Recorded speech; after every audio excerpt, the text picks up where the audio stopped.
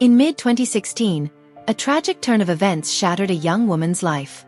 The 27-year-old, seeking refuge after running away from home, encountered a seemingly kind family led by 73-year-old Hazma Sulong.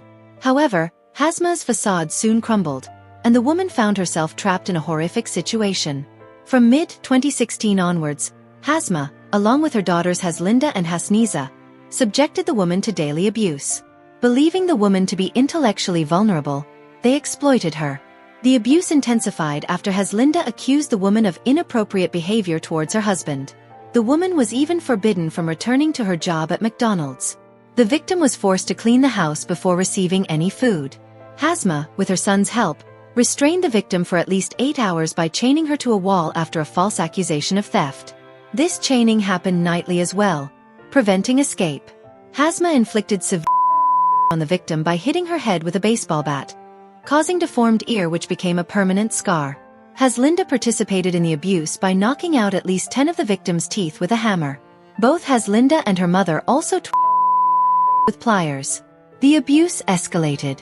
The victim's toes fractured when Hazma dropped a heavy object filled with water on them. Hazma also slapped the victim so hard that her mouth bled. In a particularly horrific act, Hazma forced the victim to use her own finger to causing permanent vision loss.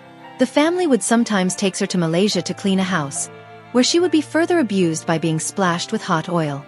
The abuse caused the victim to lose control of her bowels.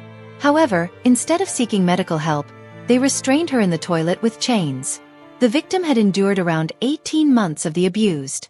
At one point, the victim was scalded with boiling water and lost consciousness in 2018. Fearing they had gone too far when they saw the victim hitting her head against the wall and muttering incoherently, Hasniza finally called for an ambulance. The family's main concern, however, was that the victim might unalive in their apartment, not her well-being.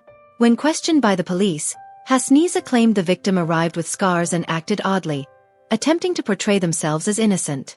Thankfully, after 8 hours of resuscitation by medical professionals, the victim regained consciousness, but the physical toll was immense.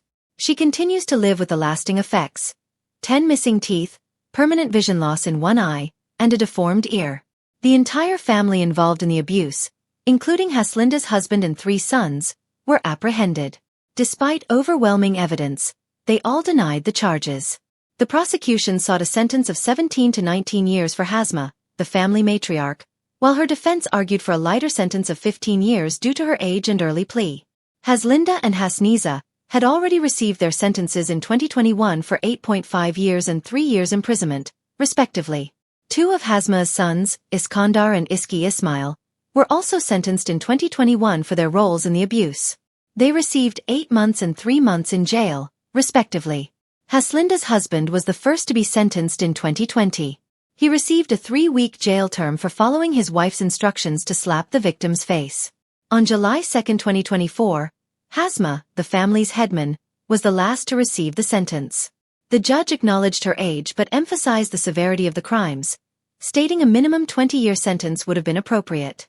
Ultimately, she was sentenced to 17 years and 10 months in prison. We can only hope the victim receives the necessary treatment and recovers from this horrific ordeal. It's unimaginable to contemplate the perpetrators experiencing similar abuse on their loved ones.